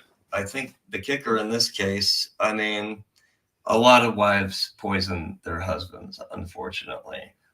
But some intentionally. Right. She wrote a book about I it, know. about the grief, how me and my children how to have deal with gotten it through. afterward, and Yeah. did an interview on, local news. So again, it takes a special kind of person to do this sort of thing, to plan it out and then to react that way after the fact. You still looking for buttons to push? No Yeah, I'm matter still if looking it's a for parent, buttons a to push. sibling, Here's or a a little friend, bit talking about about- loss with kids can be a tricky subject. Joining us now is author of Are You With Me? Cory Richens. A year after her husband Eric died, Cory Richens began a book tour promoting her children's book, which counseled children how to deal with grief. In an interview with ABC4, she explained what inspired her to write the book, Are You With Me? My husband passed away unexpectedly last year. My kids and I kind of wrote this book on the different emotions and grieving processes that we've experienced last year. 2 months. I think this is one of the most fascinating situations where we know retrospectively that a person has killed their significant other or whomever. But like with the Chris Watts situation, they do an interview, and I just find it fascinating looking at their demeanor and imagining how they're keeping their cool and trying to look normal when they know what they've done. It's a sociopathic aspect. They've got to be separated from it somehow. After this television appearance, Richens would be charged in connection to the death of her husband. Back in March of 2022, Cory called authorities to report her husband, Eric, was dead. A medical examiner would discover 5 times the lethal dosage of fentanyl in his system. According to Richens' statement to police, she made her husband a Moscow Mule in celebration of Cory closing on a house for her business. She then slept with one of her children, and when she came back to her and Eric's bedroom, she said he was cold to the touch. An unnamed acquaintance claims to have sold Cory fentanyl. Eric Richens' family attorney spoke to Court TV about the case. They knew. Well, that is cold. Okay, do we have to have the big screen on us? No, we don't. But yeah. Okay, isn't that okay? I'm gonna sound a little naive. Clearly, I'm not somebody who buys drugs on the street, because I'm about to ask a question of how does a little housewife from Utah score fentanyl? Yeah. Did she know what street to go to, who to talk to, who to ask? Yeah. Again, having been in drug and alcohol treatment for a few months, the presence of fentanyl is just, people seem to get it easily. I know you seem to say it's everywhere, but I have like never seen it. But I have only ever in my life done weed, and I have only done it through a dispensary. I've never been the buy it from somebody on the street. Yeah. So I don't know. I mean, I sound really naive when it comes to this. I really don't know anything about it. But aside from that, she doesn't look like anybody who would know anything about it either. No. You know, that's what I'm asking. And the drug itself has been around for a long time, but it's only been a street drug largely since 2020. I remember I had a job at Kaiser Permanente back around the year 2000 or so. And I didn't do very much in this job, but they paid me to be around. So I want that job. Yeah, so I passed the time by reading their formulary. I'm fascinated with how drugs work. Such a nerd. And I remember reading about fentanyl, and it was usually in the form of a lollipop that cancer patients would consume, to get rid of their horrible pain. So they didn't just give him a pill. or a morphine shot or. Yeah, I mean, this was the big new thing. It just takes such a small amount to relieve pain. She bought that time on the interview. Look what Karen says. She bought that time on that interview. They did not invite her. She's so sociopathic. Okay, so that makes sense. One of those vanity interviews, or when people pay to have their own little radio show. No, and I get paying to do that to promote your book. I guess she's trying to get her book sold. Yeah. But isn't that what your publisher's supposed to do? Not you? In unique circumstances. I don't know. I don't he write didn't books die either, of guys, a drug overdose that he had caused himself. They knew that he was suspicious of Cory, and I think that there's some sense of relief right now. They finally put together what appears to be a very compelling case with evidence, with witnesses. According to court documents, prosecution believes Cory began plotting Eric's murder back in January of 2022 when she attempted to change his life insurance policy. Eric was notified and changed it over to his sister. Then on February of 2022, Cory contacted an unnamed acquaintance asking for some of that Michael Jackson stuff. And she received 15 to 30 fentanyl pills. What an idiot. That's how I would have done it. Okay, so that's how little I know. I would have been like, the drug that killed Michael the one Jackson. I saw on TV, that thing I saw on Ozark, like I don't know shit. Okay, and first of all, I'll be a little drug nerdy here, but the drug that killed Michael Jackson was propofol. Yeah, no, it wasn't fentanyl. Yeah. Yeah, equally deadly, I would guess, but she found what 3 days later, on February 14th, 2022, after Valentine's Day dinner, Eric became very ill and told a friend he believed Cory was trying to poison him. About 2 weeks later, Cory reaches out to her contact again, asking for more fentanyl pills. This is creepy. And on March 4th, 2022, Eric was found dead of a fentanyl overdose. Can I ask The poor why guy he didn't? Well, why didn't he leave his wife? If I thought you were trying to kill me, I would be sleeping somewhere else. Yeah. And I wouldn't be eating or drinking your beverages, you know, like. I mean, I guess you never know until you're in that situation, but maybe he just did not expect her to. He flat there had out to be told warning someone he thought she was trying to kill him. Well, right, Why but- text them? Why not go over to their house and say, "Can I crash at your house tonight in Yeah. case she feeds me spaghetti?" You know, I mean. Right, and for the love of God, don't eat or drink anything she gives you. Right? Yeah. Although with that drug, she could probably surreptitiously put it like in his underwear. Is there something like that, no to have it flavor absorbed. to it? Because well, like it seems like it's probably bitter, but it takes such a small amount to kill someone that you could might cover not it. even taste it. Because I can taste weed in food. Yeah. Like I said, not to give people ideas, but she probably could have sprinkled it in his underwear and, when he Let put the it on, balls absorb it. let He the was balls moving absorb it money. as He they was do. preserving his assets. He was doing what he could to take care of his boys. She had changed the life insurance beneficiary. She had changed his business partner's buy-sell agreement. She had done some things. He knew that something was going on. He alerted his family, and he said, "I think she's trying to kill me." And he even went so far as to say, if something happens to me, if something horrible happens to me, I want you to have Cory investigated. A year after Eric's death, locked in a $3.6 million estate battle with Eric's sister, Cory releases her children's book on grief. And a few months later, on May 8th, Cory is arrested and charged with criminal homicide and several counts of possession of a controlled substance.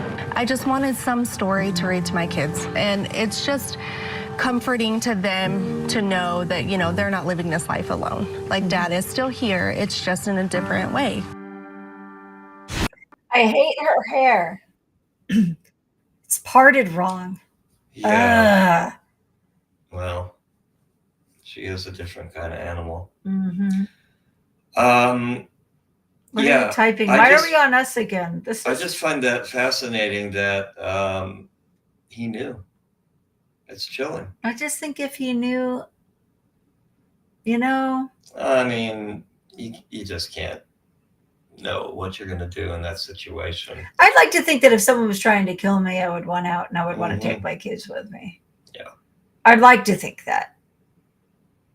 Anyway, what are you doing? I'm just looking at the state of the case, and trial is scheduled to begin April 2025. Is that Gosh, right? everything is next year.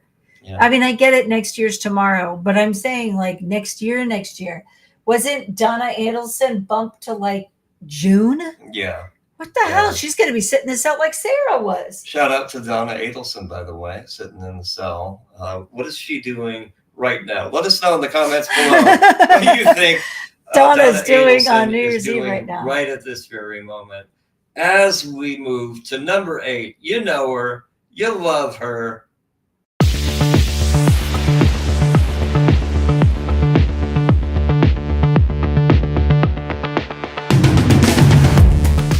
In the twisted tale of Sarah Boon, a sordid suitcase saga unraveled in sunny Florida. What began as a boozy bout of hide-and-seek turned into a chilling case of cruelty caught on camera. On a fateful February night in 2020, Boon zipped her boyfriend, George Torres Jr., into his suitcase, laughing as his muffled pleas for air became his final words. The evidence? Damning cell phone videos showcasing mockery over mercy. Fast forward to 2024, Boon found herself packed into a life sentence, proving that some games leave no winners. Some games leave no winners. I know that's right. There's nothing we really haven't said about Sarah I Boone know, my gosh, I think we've exhausted it. It seemed like forever, and she has finally gotten the justice that she deserves. And Yeah. I can't And believe that what's she sad didn't is she take got that. the justice she asked for. She could have yeah. gotten out of this, you know? I mean, not out, but She she was- could have been done in just a few years. Yep. She was offered a plea deal and could have probably been out of prison By the time another she's 50. 5 years or so. Yeah. 51, 52. Instead, you know, she's gonna die in prison. That's crazy. Yeah, so I'm not sure what else to say. Well, no, I do know what else to say. He always says something. You have to narrate that 28-page letter. Oh my gosh. It's 28 pages. Yeah. When he gave that to me, I was just like, when's it being published? This is so long. Yeah, that and I'm going to have to do it in chunks. Well, in pieces. We need a chunk and a piece. We crave the chunks of, I don't know, this is going really weird places. So the Sarah Boon musical. The song at the time of the incident is the way I have it right now is based entirely on the conversation in the interrogation. Video. Can't breathe, babe. Oh Fuck yeah. you. Oh yeah, that video. Can't breathe, babe. For everything you've done to me. I think it's pretty, you know. It's harsh to hear. Yeah, it's a dark comedy. It hits pretty hard, though. There's a lot of dark, though. Yeah. Yeah.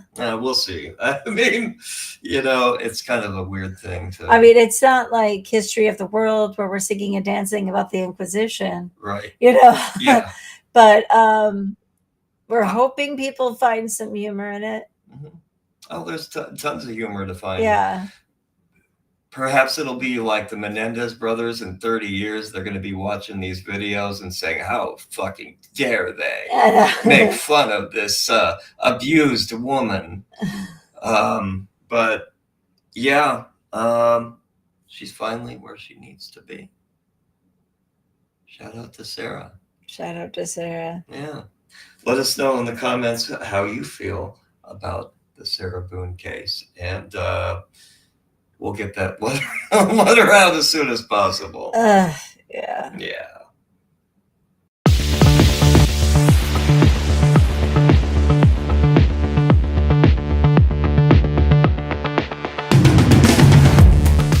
The haunting story of Brian Kohberger, the Idaho slasher, sliced through America's psyche. A November night in 2022 saw 4 college students silenced in their sleep, sparking a sensational search for the shadowy suspect. Enter Kohberger, criminology student turned crime scene star, whose capture in 2023 unveiled a trail of DNA, digital breadcrumbs, and eerie behavioral clues. By 2024, the trial transformed the case into a courtroom thriller, with forensic finesse and genetic genealogy stealing the spotlight. Speaking of all kinds of creepy, Brian Kohberger. He is creepy as hell. Just looking at him, he's got like this blank stare in his eyes. It's just like a little checked out, you know. Yeah. He's yeah. The trial of the man What creeped charged me with out is that he killing left 4 DNA Idaho behind. college students I mean, not DNA, he won't left take evidence place behind. in the community where the murders. Talking. You know. Yeah, There's well, and reporters he of did leave theory. DNA behind on the knife sheath. That's true, but he left the sheath behind too. Left the sheath What behind. the hell? In a panic. I think that he looked for it afterward, but in the, you know. It's just weird because he drove around that neighborhood a lot, which gives off the impression he planned to do this. Mm-hmm. Oh yeah, no doubt he. But planned then to do why? this. Did he expect one victim though, or did he expect all those girls to be there? I mean, did it turn from a single murder into the quadruple And the boyfriend homicide? wasn't supposed to be staying over, or Mhm. didn't live there, but he was staying over. Yeah. So I don't know. So who was he targeting then? Right. Yeah, and this is another case that's going to trial in 2025. There was one roommate there that didn't that heard everything. Yeah. She gave the report. Yeah, she was frozen in fear, I think. Yeah. The judge approved a motion to change the venue over concerns Bryan Kohberger wouldn't be able to get a fair trial. He has denied any wrongdoing. CBS News correspondent Elise Preston is following this for us from our Yeah, so he had a win in court. The trial's going to be moved to a different county because they think the jurors are going to be biased. And I think that's the way it would have worked maybe in the 70s and 80s.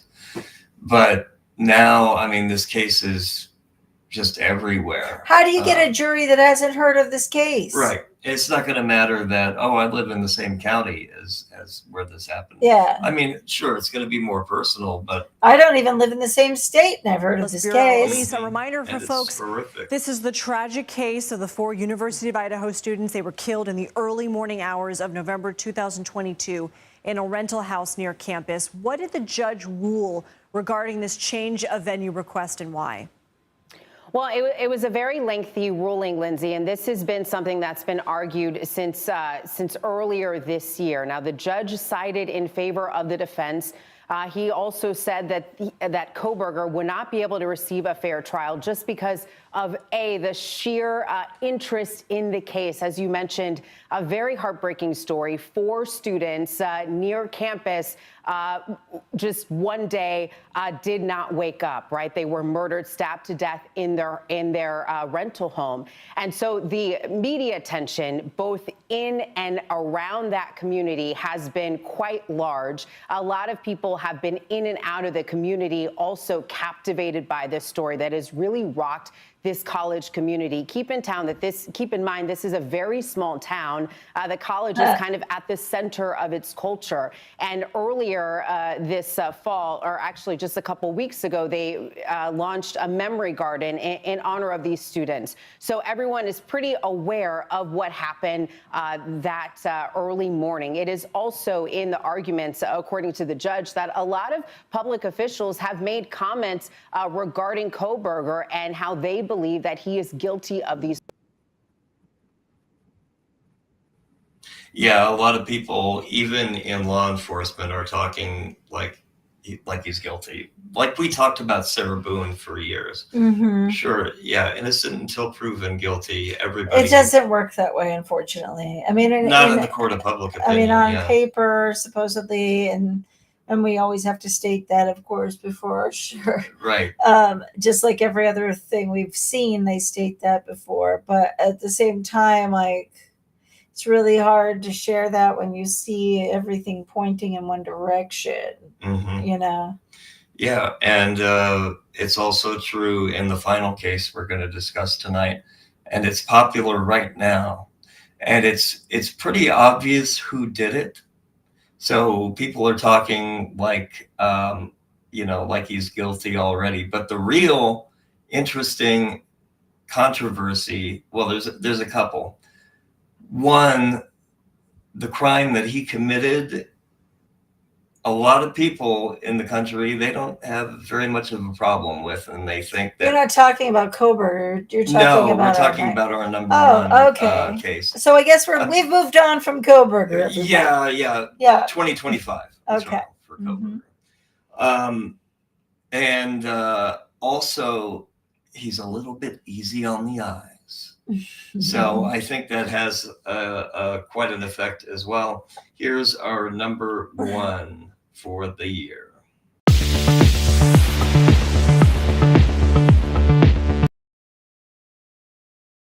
Didn't we already do this? When we say easy on the eyes, we don't mean rewind to episode 1. Okay. Yeah, we started with number 1. Like by easy, do you mean? All right. So by number 1, we mean number 10. And here is our number 10 case of 2024.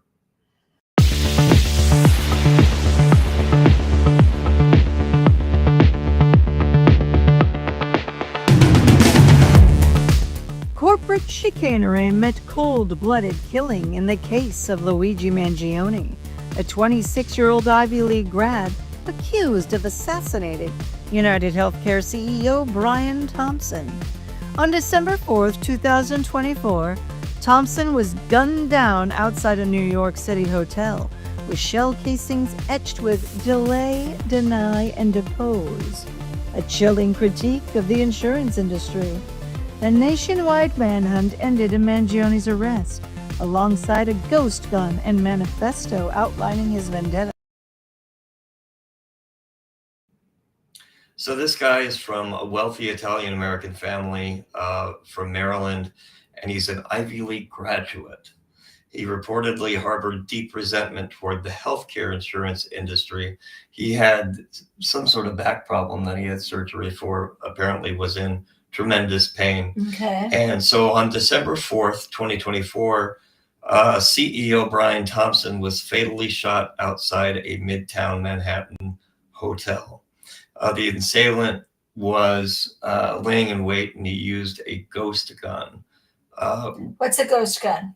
No serial number and okay. 3D printed parts. Oh, okay. Not really traceable. Equipped with a silencer.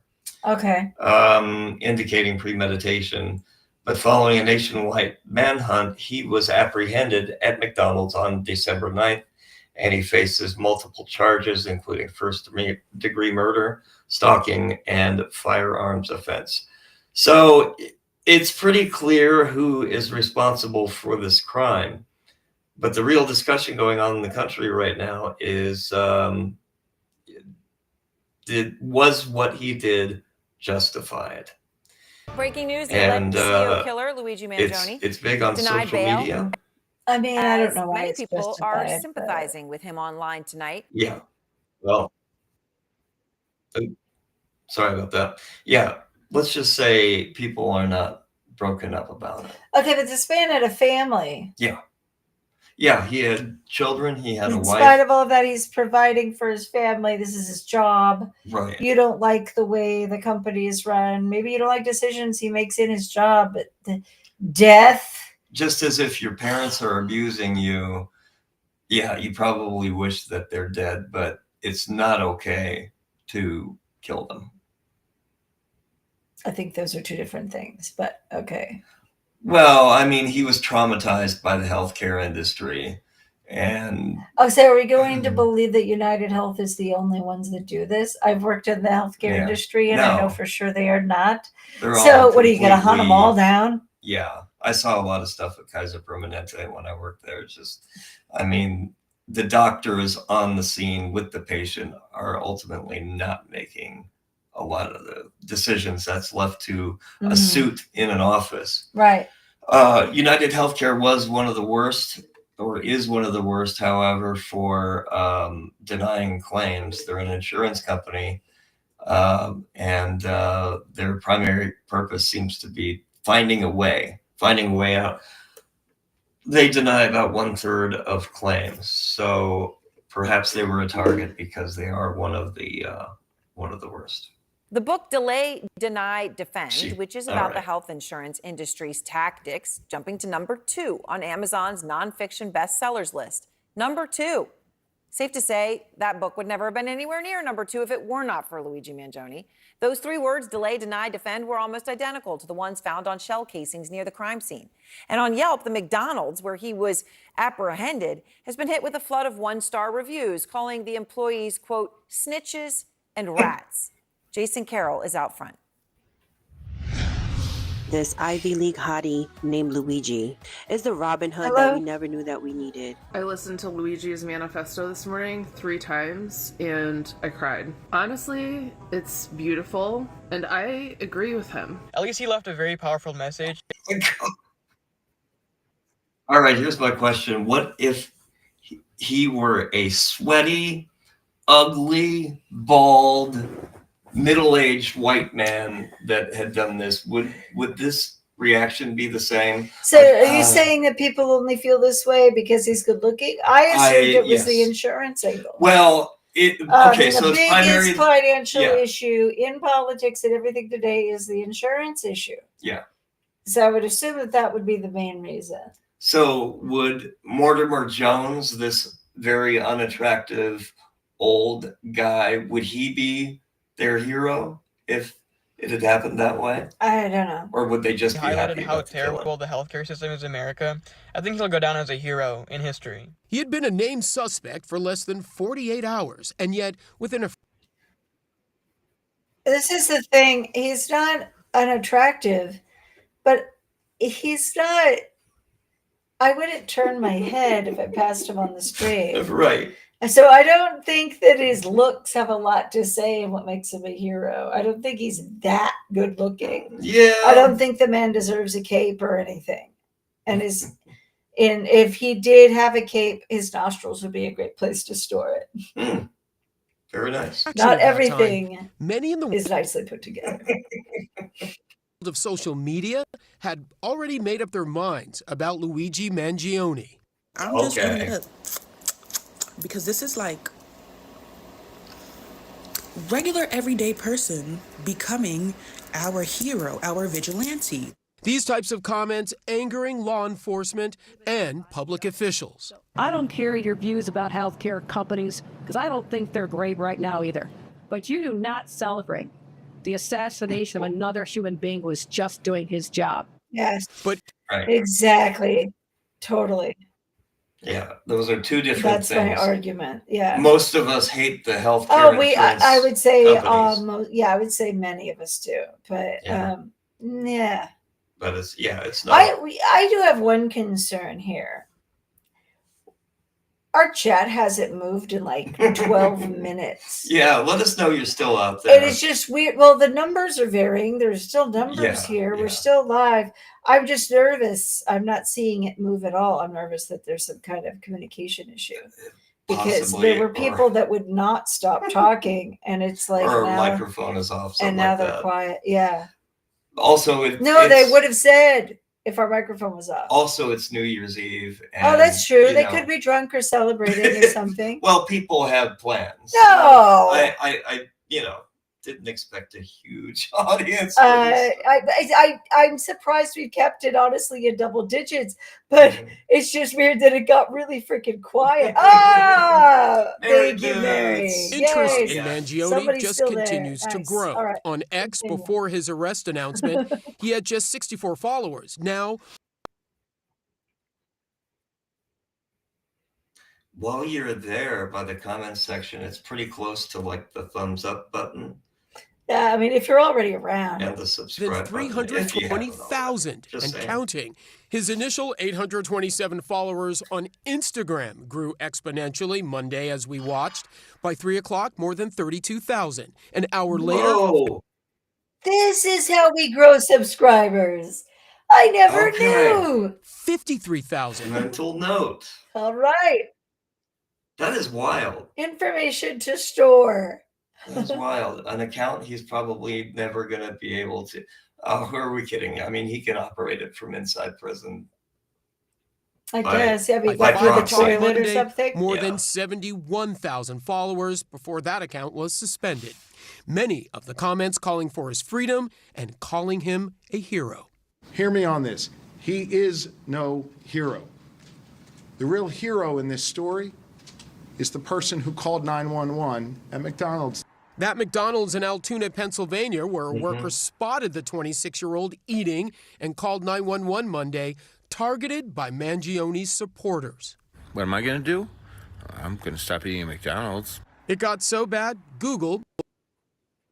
Yeah, Yeah, I think that's a that'll little bit work. unfair. People have stopped eating at McDonald's a billion times. They're still growing. Yeah, I don't think it's going to affect McDonald's bottom line. Yeah, I don't think they're that worried. I feel bad for the employees that did the right thing. They saw this guy there. His face was everywhere, plastered as being a killer. They called the cops. I mean, yeah. And now he's the hero and they're the villains. Whatever. Doesn't mean they knew who he killed when they saw it happening. They just saw a man go down.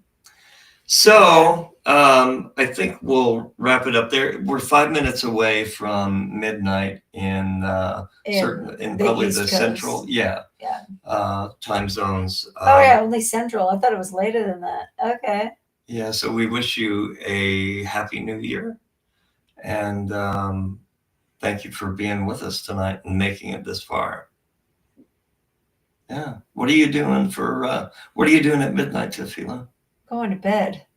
You'll be asleep. Yeah, I'm old. I'm old. Old people go to bed. I'm going to bed at Eastern midnight. Yeah. Yeah. I'll watch the ball drop from, live. Yeah. And then go to bed. Yeah. All right. Yeah. Well, with that, we never know how to end these things. So we'll just say good night. Thank you for making it this far. And don't idolize the wrong people. Yeah. And murder bad. Murder equals bad. Yeah. Don't do it for the love of